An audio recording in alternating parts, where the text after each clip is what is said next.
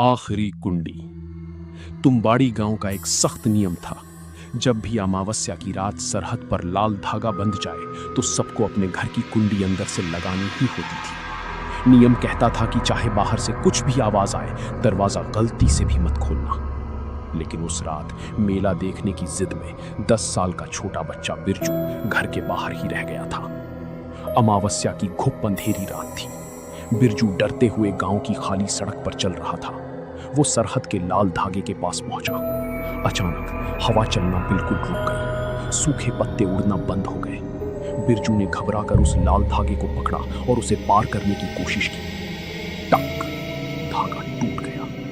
धागा टूटते ही गांव के सारे कुत्तों का भौंकना एकदम से बंद हो गया। वहां मौत जैसा सन्नाटा छा गया। तभी बिरजू के ठीक पीछे जमीन पर एक बहुत बड़ा अजीब सा साया बना, जिसके हाथ जमीन तक खिसक रहे थे। अंधेरे से एक भारी और खुरदुरी आवाज आई। रास्ता खुल गया। उस घुप अंधेरे में से लंबे काले हाथ निकले और उन्होंने बिरजू को पीछे अंधेरे जंगल की तरफ खींच लिया। बिरजू की चीख आधी ही दबकर रह गई। उधर बिरजू के मिट्टी वाले घर के अंदर सिर्फ एक लालटेन जल रही थी। उसका पिता किशन दरवाजे की कुंडी पकड़े जमीन पर बैठा था। पसीने से लथपथ। अचानक लकड़ी के कच्चे दरवाजे पर बाहर से किसी के लंबे नाखून रगड़ने की आवाज आने लगी। Scratch scratch. फिर बिल्कुल बिरजू की रोटी हुई आवाज आई। बापू, दरवाजा खोलो, बाहर बहुत ठंड है। किशन डर से रोने लगा। अपने बेटे की आवाज सुनकर उसका दिल फट रहा था, पर उसे गांव का नियम याद था। उसने कुंडी नहीं खोली और उसे और कस के पकड़ लिया। तभी दरवाजे पर एक बहुत जोर का थप्पड़ पड़ा। बैंग!